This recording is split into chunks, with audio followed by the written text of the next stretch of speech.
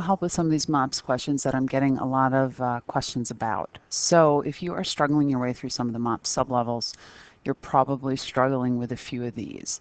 I don't remember exactly which sublevels these are because I grabbed them from a bunch of different ones, but let's begin with this question. So as you can see, they're talking about two different balls, a sad ball and a happy ball, which sounds kind of silly, but these are actually things that we have, that physics teachers can buy, right? And one of them will bounce up just like a regular bouncing ball, and the other one, which looks identical, just stops on the ground. It's really, really funny because it's not what you expect. So if you drop this one, it just falls, and then that's the end of that. It doesn't go anywhere. And this one rebounds up, which is pretty nice.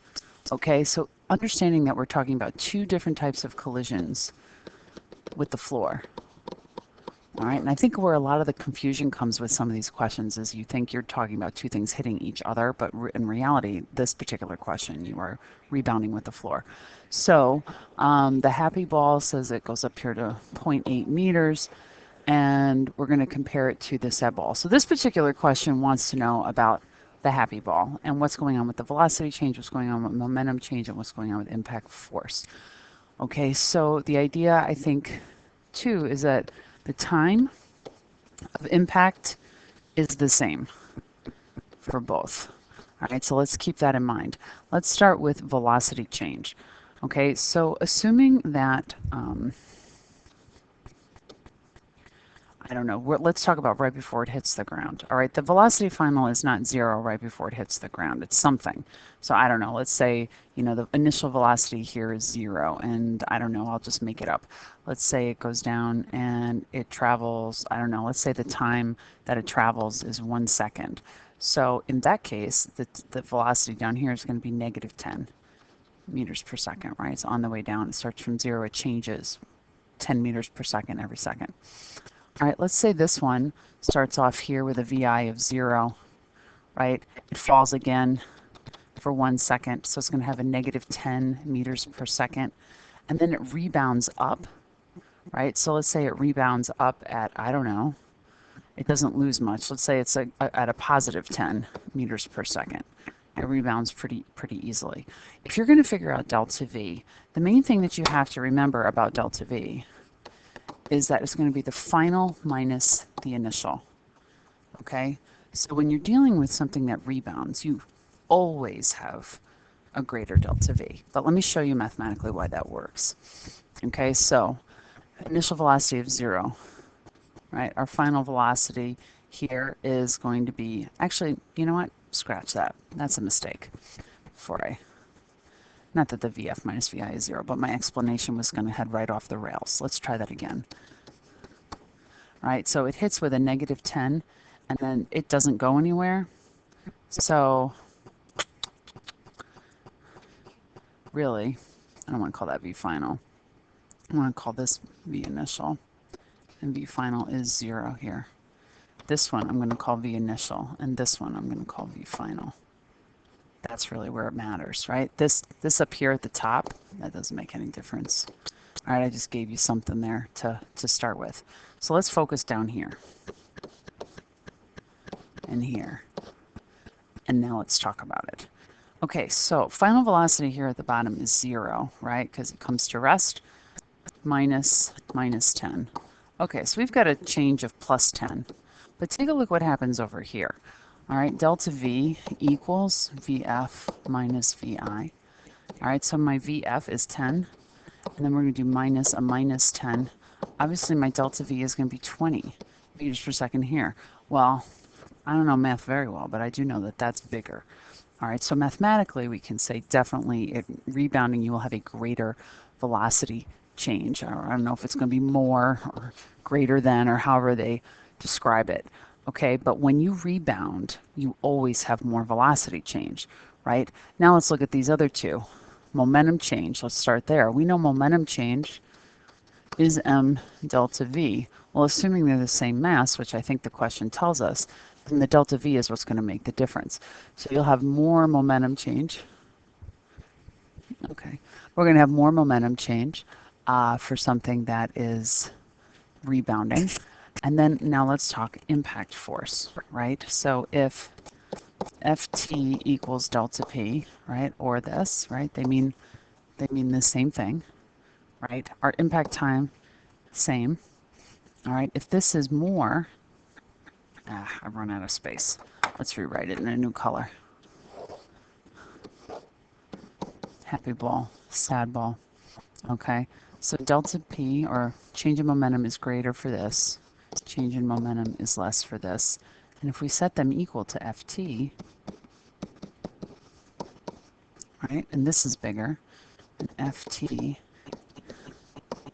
and this is smaller, and these are the same, well, obviously this has got to be bigger, right, for the force. The force has got to be bigger for the happy ball versus the sad ball, right? All of the things considered. So more impact force. Okay, so that is one of the key questions that usually has gotten everybody a little bit confused. Let's move on to another one that's been throwing everybody for a loop. Oh, this one. I do a lot of explaining on this one too. Okay, but again, let's consider we're dealing with something that is, there's two collisions here. All right, so I think really drawing yourself a chart and going over what's happening with each one is really, really helpful. So we've got a defensive player colliding with a running back. We've got a defensive player, the same defensive player, colliding with a fullback. All right, the fullback is heavier, and the running back is a lighter dude. Okay, and it's, if you read the rest of the question, it says they're both moving at the same speed prior to the collision. All right, so initial velocity and initial velocity, these are the same. And the final velocity for each player is going to be 0. Okay, so let me take a step back and take a look at what I was doing here as I paused the tape here. So I'm a little bit, if I repeat myself, I apologize. All right, so we've got a defensive player hitting a running back, a defensive player hitting a fullback. The masses are obviously different, and the velocity changes. They're the same if you think about it, right? Because they both have the same initial starting velocity, and they have the same final velocity of 0. Okay, so now let's look at what this question is saying. It says, compared to the fullback, the less massive running back. So every single answer is referring to this guy over here.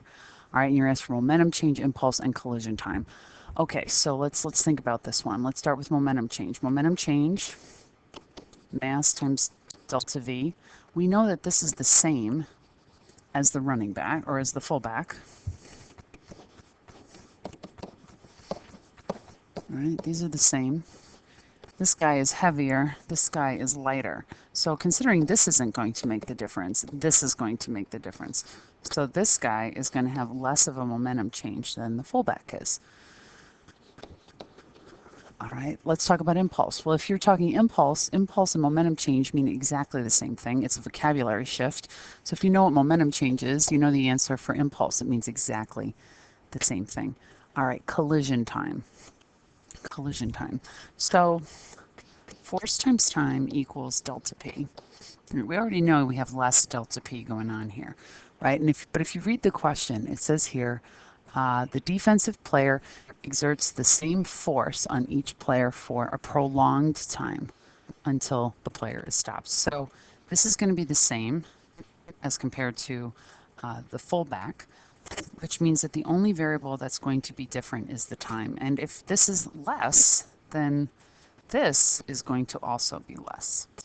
So yeah, another less right here. All right, but if you go through carefully and you check out that, look at that question, it's not too tough. But I think having a chart kind of helps you. Trying to just do it with all those words in front of you can be a little bit tricky. All right, let's look at number 3. Okay, because there are 2 different types of questions for this one, I just typed them up here myself. The first type of question you'll see with Mops is the question saying, is momentum conserved? And then the second type of question is, what is the change in momentum for A and for B? Okay, now this got cut off just a little bit. That's momentum. These I think are cool because they're telling you the momentum. All right, you don't have to calculate it. You don't have to figure out masses and velocities and stuff. Other things I want you to notice is direction, right? So let's talk about, is momentum conserved? Before the collision, what is my total momentum here?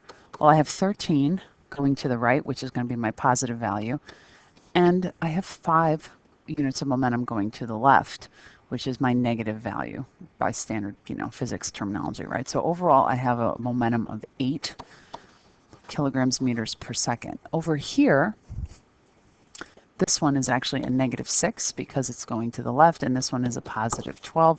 That gives me +6 kilograms meters per second. Now, this would be no, not conserved because they are not the same. Now, can that really happen in real life? Well, no, not really, but it is a physics problem. We can make up whatever we want. So Mops will ask you that, and they just did. All right, what about the change in momentum for A and B? Now, this is the one that usually gets you because you start adding these together and you're like, oh, I know how to do this. I just add them up. But change in momentum is different.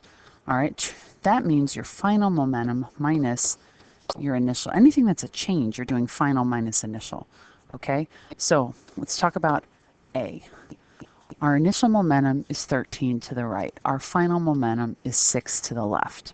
So what that looks like, your final momentum is 6 to the left minus your original momentum of 13 to the right. So we have a change of -19 kilograms meters per second for A. If we're talking about B, let's do that one again. Again, we're going to do final minus initial. Final is going to be 12 going to the right. Initial is going to be 5 going to the left. All right, so you've got a double negative there. You end up with a change of 17. So be careful with those, but they are not too terribly hard. Okay, then you have to start predicting a bunch of things. All right, again, there are 2 types of questions here for this, and neither one of them I think is terribly tricky, but you do need to recognize what it is exactly you are working with. You're working with momentum. All right, so this is the mass and the velocity already combined.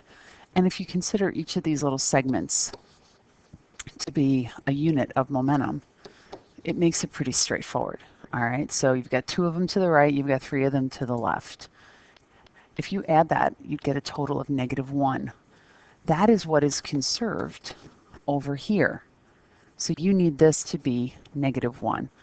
And this is +1, right? So think about it. What do you need this one to be? You need this one to be a -2 in order to add those up and still get -1. So you would pick a picture that looks like that.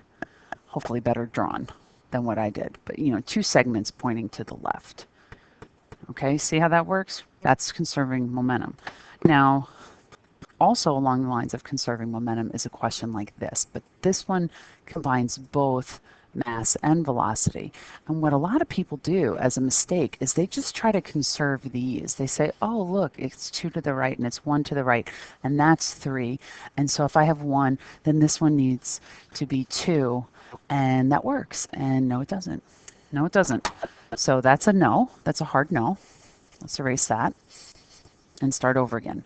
Because momentum is a combination of velocity and mass. So you need to consider both. Now, I know they have it with little m's in there. I'm going to take the m out. But you have a mass of 3, and you have a velocity of a +2 for this car. Okay? This car over here, you have a mass of 1, and you have a velocity of 1. So if I'm going to do total momentum, it's 7. Okay, so that means over here I need to have 7 as well. So when I look at what I've got going on right here, all right, 3 for the mass, right, and I have +1 for the arrow for the velocity, right, and here I have 1 for the mass, and I want to know the velocity of B, right? So that equals 7. All right, so let's do some quick math here. And it's +4, you notice, not -4. So 2, 3, and 4. I know that's not how they draw them, but you get the gist. Okay, so you should have 4 segments there to go with it. Why? Because you've got this mass also to contend with. It's the momentum that's conserved, not the velocity.